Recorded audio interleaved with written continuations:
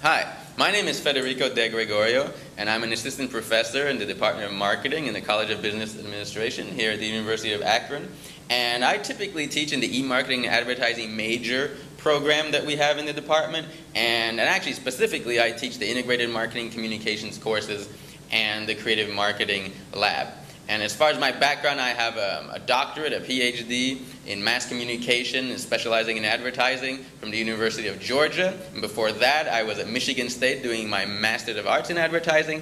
And before that, I was in Hawaii at Hawaii Pacific University getting my Bachelor of Arts in Advertising. What's really interesting is that most people think marketing does not affect them, but clearly it does. People don't just go out and buy products because they know about every single product. There's no way they can. It affects us in very subtle ways, actually, which is why people think it doesn't affect them. Because most traditional marketing or advertising affects us by changing our perceptions, usually over time. A lot of people think that it should happen like that, but it doesn't. A lot of advertising changes your perception of something over time, slowly. They pull you around to the brand's way of thinking about how you should think about that product, and then hopefully, I hope, at the end, it leads to you actually acting on it, volunteering your time, buying the product, visiting the showroom, going to the website, whatever it is you want to do. I think good advertisers and marketers are partially born and partially made.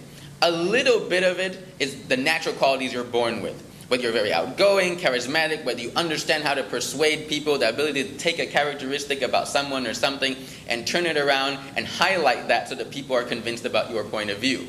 But if you don't practice this thing you're born with, then you really don't do anything with it and it goes nowhere.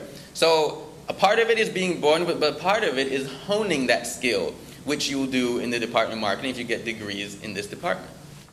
The other very interesting tool that we have that we just got recently is the Suarez Marketing Research Center. And the Suarez Center has the latest and the cutting edge technologies of research being used in both the ad and marketing industries. It's very trendy now to do, and what it is neuromarketing. And neuromarketing basically wants to see what happens in the brain and physiologically when people are exposed to either an ad or any, a price announcement or things like that. And we have an EEG, stands for something very long, but basically it's a net that goes around your head and basically can pick up the electro reactions that go on in your brain when you see a particular ad or anything like that. So we can actually decide what's going on in that down low level subconscious part and try to relate it to what you say is going on when they ask you directly.